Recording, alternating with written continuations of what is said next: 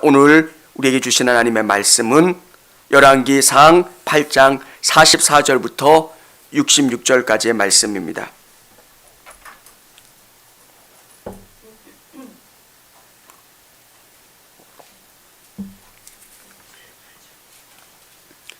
이 절수가 좀 길어요. 그래서 우리 같이 제가 한 절, 우리 성도님들의 한 절 읽도록 하겠습니다.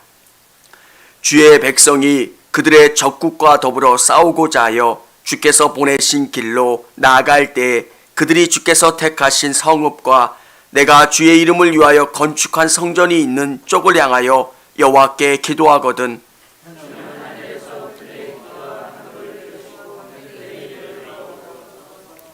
범죄하지 아니하는 사람이 없사오니 그들이 주께 범죄함으로 주께 그들에게 진노하사 그들을 적국에서 넘기심에 적국이 그들을 사로잡아 원군을 막론하고 적국의 땅으로 끌어간 후에 그들이 사로잡혀 간 땅에서 스스로 깨닫고 그 사로잡은 자의 땅에서 돌이켜 주께 간구하기를 우리가 범죄하여 반역을 행하며 악을 지었나이다 하며 자기를 사로잡아 간 적국의 땅에서 온 마음과 온 뜻으로 주께 돌아와서 주께서 그들의 조상들에게 주신 땅 곧 주께서 택하신 성읍과 내가 주의 이름을 위하여 건축한 성전이 있는 쪽을 향하여 주께 기도하거든 주는 계신 곳 하늘에서 그들의 기도와 간구를 들으시고 그들의 일을 돌아보시오며 주께 범죄한 백성을 용서하시며 주께 범한 그 모든 허물을 사하시고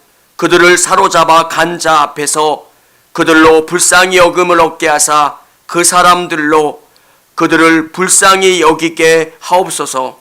그들은 주께서 철 풀무 같은 애굽에서 인도하여 내신 주의 백성 주의 소유가 됨이니이다. 원하건대 주는 눈을 들어 종의 간구함과 주의 백성 이스라엘의 간구함을 보시고 주께 부르짖는 대로 들으시옵소서. 주 여호와여 주께서 우리 조상을 애굽에서 인도하여 내실 때에 주의 종 모세를 통하여 말씀하신 같이 주께서 세상 만민 가운데서 그들을 구벌하여 주의 기업으로 삼으셨나이다. 솔로몬이 무릎을 꿇고 손을 펴서 하늘을 향하여 이 기도와 간구로 여호와께 아뢰기를 마치고 여호와의 제단 앞에서 일어나 서서 큰 소리로 이스라엘의 온 회중을 위하여 축복하며 이르되 여호와를 찬송할지로다. 그가 말씀하신 대로 그의 백성 이스라엘에게 태평을 주셨으니 그 종 모세를 통하여 물은 말씀하신 그 모든 좋은 약속이 하나도 이루어지지 아니함이 없도다. 우리 하나님 여호와께서 우리 조상들과 함께 계셨던 것 같이 우리와 함께 계시옵고 우리를 떠나지 마시오며 버리지 마시옵고 우리의 마음을 주께로 향하여 그의 모든 길로 행하게 하시오며 우리 조상들에게 명령하신 계명과 법도와 율례를 지키게 하시기를 원하오며 여호와 앞에서 내가 간구한 이 말씀이 주야로 우리 하나님 여호와께 가까이 있게 하시옵고 또 주의 종의 일과 주의 백성 이스라엘의 일만 이에 세상 만민에게 여호와께서만 하나님이시고 그 외에는 없는 줄을 알게 하시기를 원하노라. 그런즉 너희의 마음을 우리 하나님 여호와께 온전히 바쳐 완전하게 하여 오늘과 같이 그의 법도를 행하며 그의 계명을 지킬지어다. 이에 왕과 및 왕과 함께한 이스라엘이 다 여호와 앞에 희생 제물을 드리니라. 솔로몬이 화목제의 희생 제물을 드렸으니 곧 여호와께 드린 소가 22,000마리요 양이 22만 마리라. 이와 같이 왕과 모든 이스라엘 자손이 여호와의 성전에 봉헌식을 행하였는데 그날에 왕이 여호와의 성전 앞들 가운데를 거룩히 구별하고 거기서 번제와 소제와 감사제 물에 기름을 드렸으니 이는 여호와의 앞 노제단이 자금으로 번제물과 소제물과 화목제의 기름을 다 용납할 수 없습니다. 그때 솔로몬이 7인과 7도합 40일간을 우리 하나님 여호와 앞에서 절기를 지켰는데 하맛 어귀에서부터 애굽 강가까지 온 이스라엘의 큰 회중이 모여 그와 함께 하였더니 같이 읽겠습니다. 8째 날에 솔로몬이 백성을 돌아보내 백성이 왕을 위하여 축복하고 자기 장막으로 돌아가는데 여호와께서 그의 종 다윗과 그의 백성 이스라엘에게 베푸신 모든 은혜로 말미암아 기뻐하며 마음이 즐거워하였더라. 아멘. 할렐루야. 제가 한 영상을 봤습니다. 대법관을 지낸 분이 노년에 자기 고향으로 돌아가서 화단을 꾸미는 것, 화원을 꾸미는 그 영상이었습니다. 제가 그 영상을 보면서 두 가지를 생각했습니다. 그 화원을 꾸미게 된 목적이 자기 딸이 아픈 거예요. 아픈데 꽃을 보면서 치료되는 것을 경험하면서 아버지의 마음으로 그 화원을 꾸미는 것, 그리고 자기가 지금 담동암에 걸려서 있는 그 상황 가운데 그 화원을 꾸미는 거예요. 어떤 생각이 들었냐면, 그렇게 대단한 분도 자기 인생 앞에 있는 문제 앞에는 참 무능하다는 거. 그 대법관을 지낸 분이 얼마나 대단한 분입니까? 1등을 아마 한 번도 안 놓치셨을 거예요. 근데 자기 자녀들의 문제 앞에서, 자기의 문제 앞에서 참 무능한 모습들. 그리고 또 한편으로 생각하는 게 뭐였냐면, 행복이라는 게 엄청난 게 아니라는 거. 우리는 엄청난 게 주어질 때 행복하다라고 생각하지만, 꽃을 가꾸면서 야, 꽃이 피었다, 그 의자에 앉으면서 그 꽃들을 바라보면서 너무 행복해하는 거예요. 사랑하는 여러분, 저는 이분이 기독교인인지 아닌지는 잘 모르는데 저는 그 생각을 했습니다. 진짜 행복이 하나님 안에 있고요, 우리의 삶에 펼쳐진 그 모든 것이 믿음의 눈으로 보면 감사하게 되고 기쁘게 되고 소중하게 되는 거. 우리 성도님들의 눈을 믿음의 눈으로 바꾸시고 하나님이 여러분 안에 이루어 가시는 그 모든 일들에 감사함으로 반응하실 수 있기를 원합니다. 오늘 이 본문은 솔로몬이 성전을 하나님 앞에 봉헌한 다음에 하나님, 이 성전을 향해서, 성전 안에서 우리가 이런 기도를 드릴 때 응답해 주세요, 이런 기도문입니다. 7가지의 기도문을 하나님 앞에 드렸지만 오늘은 3가지를 한번 같이 나눠보려고 합니다. 하나님이 우리에게 어떻게 역사해 주시고 우리에게 갚아주시는가. 첫 번째는 전쟁에 나가면서 드리는 기도입니다. 44절, 45절에 이렇게 기록되어 있습니다. 주의 백성이 그들의 적국과 더불어 싸우고자 하여 주께서 보내신 길로 나아갈 때에 그들이 주께서 택하신 성읍과 내가 주의 이름을 위하여 건축한 성전이 있는 쪽을 향하여 여호와께 기도하거든 주는 하늘에서 그들의 기도와 간구를 들으시고 그들의 일을 돌아보옵소서. 사랑하는 성도 여러분, 우리가 이 땅을 살아가면서 수많은 전쟁을 경험합니다. 얼마나 많은 일들을 경험합니까? 수많은 일들 속에서 하나님이 우리에게 들려주시는 약속이 뭡니까? 내가 전쟁에 나갈 때 성전을 향해서, 성전 안에서 나와 기도하면 내가 그 기도를 들어주겠고 그 기도에 응답하겠다, 이렇게 말씀하고 계신 거예요. 여러분, 전쟁은 군사의 수예요. 그리고 전쟁은 무기가 얼마나 좋으냐예요. 그런데 하나님께서는 뭐라고 말씀하시냐면 나에게 달려있다. 전쟁은 여호와께 속한 것이다. 여러분, 인생을 최선을 다해서 살아본 사람은 이것을 고백합니다. 내가 정말 최선을 다해서 살아가지만 내 뜻대로 안 되는 것들이 얼마나 많습니까? 우리에게 주어진 상황과 여건 속에 우리는 최선을 다해 달려가지만 그것을 이루시고 완성하시고 승리하시는 분은 우리 하나님이시라는 거예요. 오늘 여러분의 삶 속에서 수많은 전쟁이 벌어질 겁니다. 자녀들의 문제도 있을 거고요.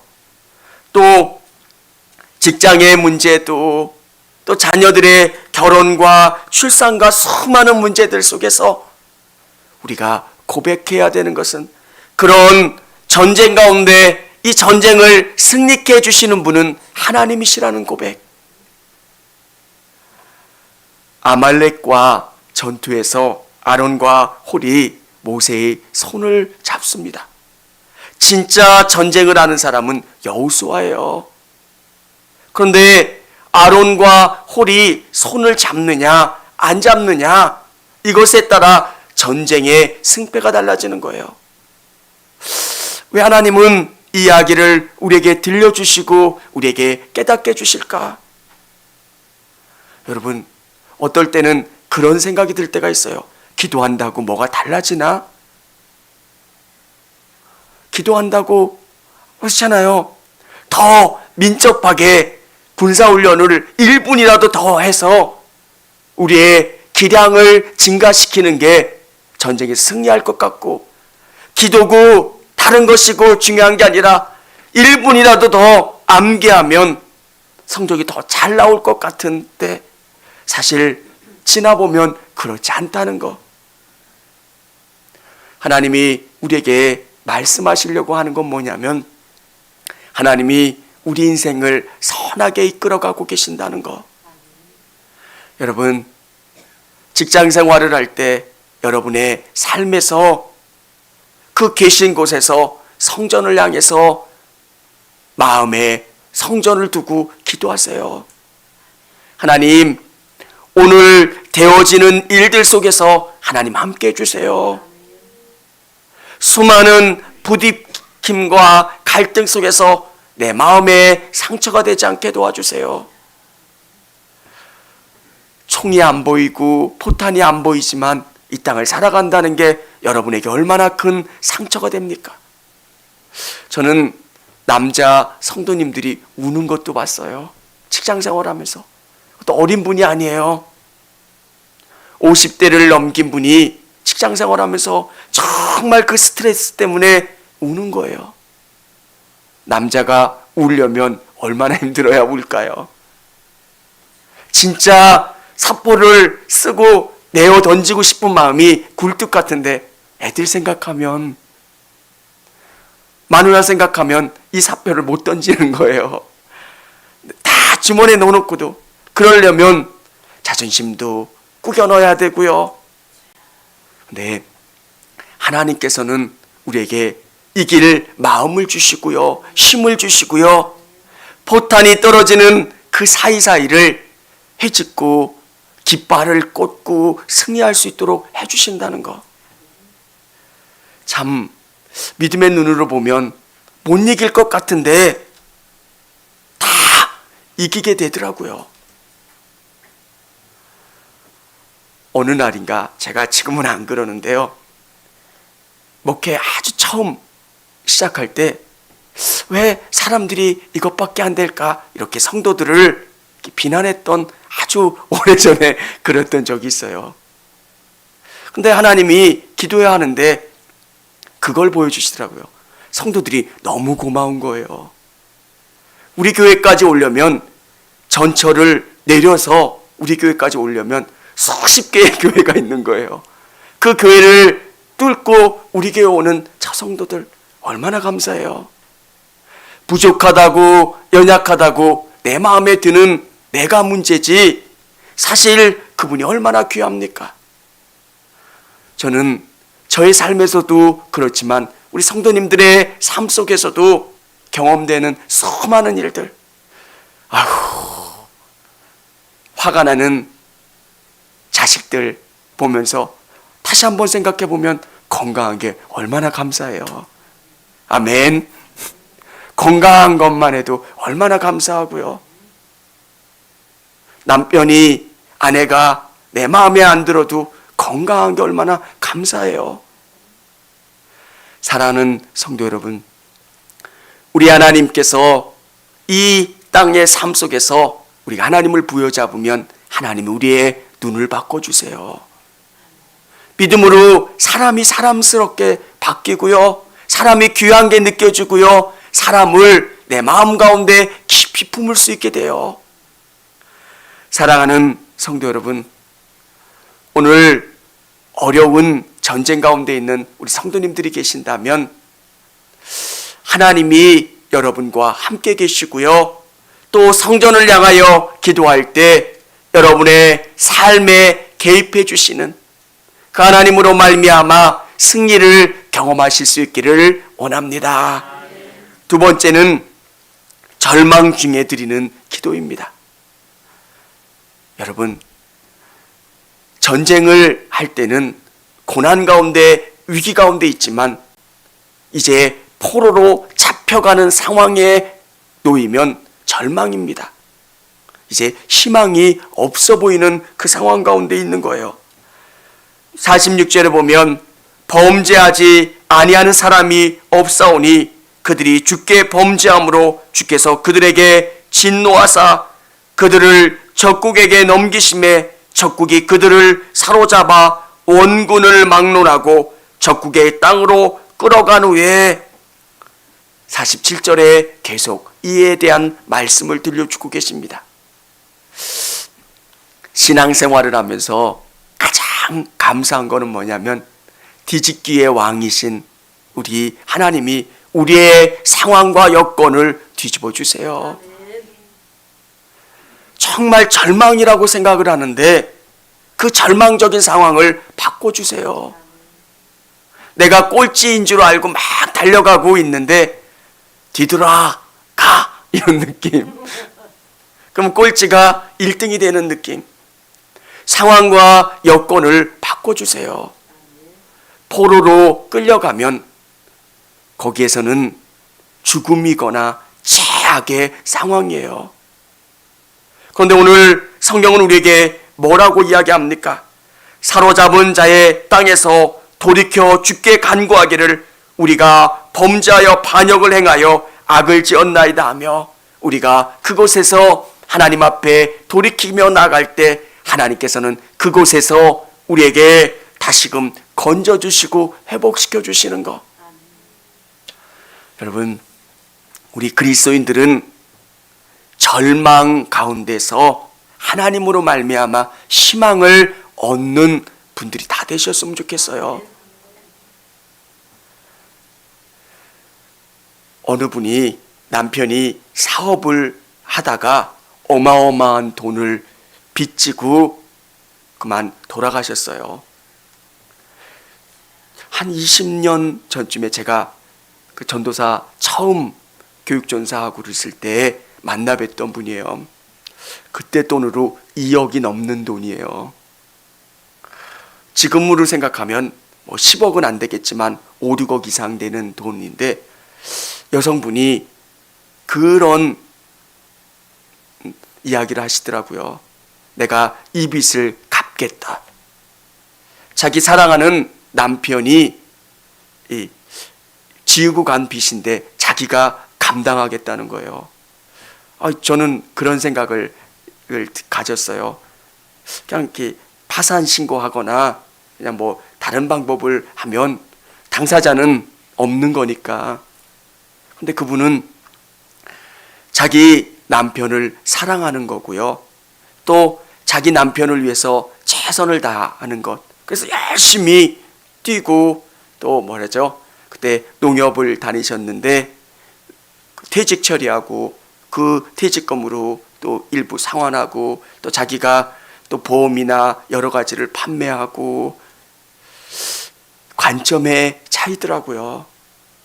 진짜 절망하고 원망하고 낙심할 수 있는 상황인데 하나님이 그분에게 함께 해주시고 그분이 믿음으로 그 상황과 여건을 보니까 용기가 생기고 그 절망적인 상황 속에서 희망을 볼 수 있게 되더라고요. 사랑하는 여러분, 성경은 절망적인 상황 속에서 하나님이 개입해 주시는 일들이 얼마나 많이 기록되어 있는지 모릅니다. 뒤집기에 정말 천재가 우리 하나님이세요. 앞에 홍해바다가 있는 상황, 이건 인간이 상상할 수 없는 거예요. 저는 낙심이 되거나 좌절이 될 때 이 상상을 해요. 인간이 바다에 길이 열릴 거라고 상상할 수 있어요? 이거 상상할 수 없는 거잖아요. 어떻게 바다가 길이 열리고 그 바다를 걸어서 건널 수 있겠어요? 이렇게 하나님은 우리가 상상할 수 없는 방법으로 우리 인생 가운데 개입해 주시겠다는 거예요. 정말 하나님, 저 아무것도 없어요. 저 방법이 없어요. 저 여건이 안 돼요. 근데 하나님은 광야에서 만나를 공급해 주세요. 이건 먼 옛날의 동화 같은 이야기가 아니라 성경은 시대를 초월해서 하나님이 갖가지의 방법으로 역사해 주시잖아요. 예전에 신사 참배를 거부했고 믿음으로 지켰던 그 믿음의 선배들에게 누군가가 뭔가를 공급해주면 위험을 당하니까 사람들이 밤에 식량을 이렇게 봉투에 담아서 그 집에 던지고 갔대요. 하나님은 그렇게도 역사해 주세요. 독특한 방법으로 일하시고 역사하신 하나님, 저는 가장 절망적인 상황 가운데 우리를 건지시고 우리에게 도우시는 하나님, 이거를 경험하는 사람들은, 이 사건을 경험한 사람들은 하나님이 너무 좋아요. 두렵질 않아요. 홍해가 갈라지는 것보다 더 절망적인, 홍해가 막고 있는 것보다 더 절망적인 상황이 어디 있겠습니까? 그런데 우리 하나님이 그것을 여신다고 생각을 하는 것, 그러면 우리는 두렵지 않아요. 저는 질병을 경험해 봐서 어느 부분에서는 되게 초연해지는 부분이 있어요. 이것도 하나님이 책임져 주시니까. 죽을 위기를 한번 경험해 보면 간이 붙나 봐요. 사람이 그거에 대해서 초연해지게 돼요. 하나님이 이끌어 주시겠지, 도와주시겠지. 우리 성도님들의 삶 속에서도 정말 절망 가운데 우리를 건지시고 도우시는 그 하나님을 경험하시고 신뢰하실 수 있기를 원합니다. 세 번째는 진정한 복을 받기 위해 기도입니다. 진정한 복을 받기 위한 기도입니다. 오늘 하나님께서 이 백성들에게 말씀하시는 것이 무엇입니까? 축복하여 이르시되 55절에 이렇게 기록되어 있습니다. 다 망가진 것 같고 다 허물어진 것 같은데 하나님께서 이들에게 복 주신다는 거예요. 하나님의 목적은, 하나님의 징계의 목적은 우리를 회복시키기 위함이에요. 호세아서를 새벽마다 나가는데 하나님이 그렇게 징계하시는 것 같고 때리시는 것 같고 혼내시는 것 같은데 목적은 돌아오라는 거예요. 너 이렇게 가라는 거. 우리 어머니들 자녀들 혼나킬 때 목적이 뭐예요? 돌아오라는 거예요. 이 길로 가라는 거예요. 사랑하는 성도 여러분, 하나님은 우리 성도님들의 삶에 복 주시는 분이에요. 이 복은 저 영원한 하나님의 나라의 복을 의미하는 거지만 이 땅에서도 하나님은 그림자로 복을 주세요. 정말 예수를 잘 믿고 섬기면 하나님이 우리 인생 가운데 복을 주세요. 그런데 우리가 기복신앙으로 빠지는 것은 위험한 게 뭐냐면 이 땅의 복이 전부인 것처럼, 이 땅에서 잘 살고 번영하고 멋지게 사는 게 전부는 아니에요. 우리의 목적은 영원한 하나님의 나라지만 하나님은 이 땅에서도 우리의 삶을 풍요하게 해주시고 공급해 주신다는 것. 56절에 보면 태평이라는 단어가 나오는데 이 태평이라는 단어는 메수아라고 하는 히브리어 단어인데 쉴만한 물가를 의미하는 겁니다. 하나님이 우리를 태평하게 하셨는데 어떤 상태냐? 시편 23편에 나오는 쉴만한 물가예요. 여러분에게 가장 복된 그 초원지, 목양지로 인도해 주시는 것, 쉴만한 물가로 푸른 추장으로 우리를 이끌어 주시기를 원하시는 하나님. 사랑하는 성도 여러분, 우리의 상황이 지금은 넉넉하지 않을지라도 정말 고난에 있는 광야 같은 삶을 살고 있을지라도 우리 성도님들이 궁극적으로 하나님이 우리에게 주시고자 하시는 땅은 가나안인 줄을 믿으시기를 바랍니다. 하나님께서 광야를 훈련시키신 다음에 우리에게 가나안을 허락하신 것처럼 오늘 성도님들의 삶에 고난과 여건과 어려움을 주시는 목적은 우리를 통해서 훈련시키시고 우리를 바꾸시는 후에 가나안을 허락해 주신다는 것. 그래서 성도들은 우리를 통해서 정말 하나님의 복이 임하게 되는 것, 하나님이 함께 하시는 게 가장 큰 복이라는 것을 여러분 믿으시기를 바랍니다. 정말 하나님이 나와 함께 하는 것. 그래서 여러분의 삶에 정말 하나님과 함께 하는 것, 함께 예배하고 함께 찬양하는 게 얼마나 복되고 귀한 것인지, 그래서 그 복이 여러분을 통해서 흘러나가게 하나님은 만드시고 역사해 주세요. 어느 가정이든 처음에 예수를 믿은 사람은 한 사람이에요.